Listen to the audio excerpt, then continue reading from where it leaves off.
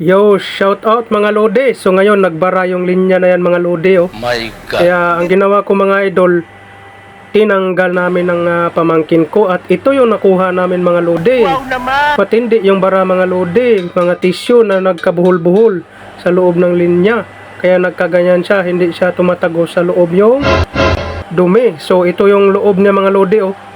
Kita niyo naman malinis. Dito din sa kabila, malinis din. Kaya yun lang talaga ang bara mga lodi. Kaya pagkatapos mga lodi ay binalik na namin siyempre para matapos na yung trabaho at baka mainis kayo sa video ko mga lodi baka kapanood dahil masyadong mahaba na mga lodi. Kaya binalik na namin ang pamangkin ko. So ganun na nga ang nangyari mga lodi, binalik na namin.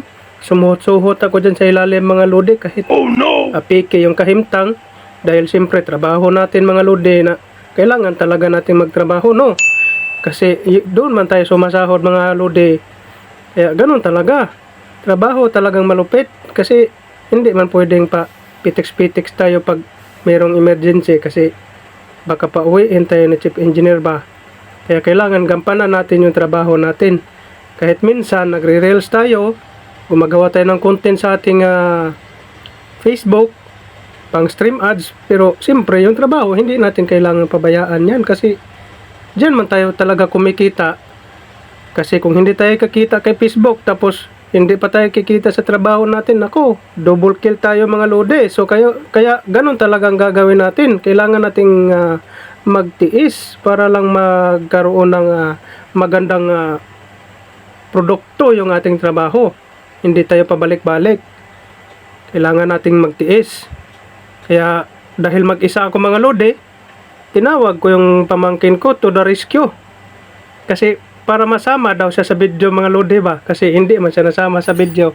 Kaya para masama siya, ayun, pinasama ko na. Oh. Ako yung sumuhot sa ilalim kasi medyo gitgitan man dyan sa ilalim mga lodi.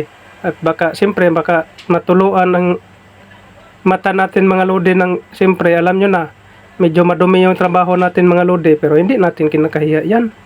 Kasi dyan tayo kumikita ng pira.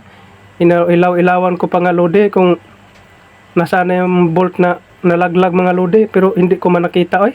Kaya wala na talaga tayong magawa. Kulang talaga yung bolt. Hanap-hanap ako dyan. Ginamit ko pa yung pamalakasang flashlight pero wala talaga. Kaya ang nangyari, okay lang yan. Ganun naman talaga pag mekaniko. Minsan kulang yung bolt na ibalik. So ito na mga lodi, pinagana na namin. Kita nyo mga lodi na hindi umakyat yung pressure niya. Siyempre, itong pamalakasan na pamangkin ko, baklas na naman sa kabila mga lodi. Kaya ganun man talaga, wala man tayo magawa.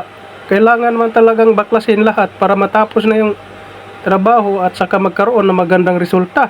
Pagkatapos ng aming trabaho mga lodi ay nagkaroon ng magandang resulta mga lodi. Daghang salamat. Thank you very much.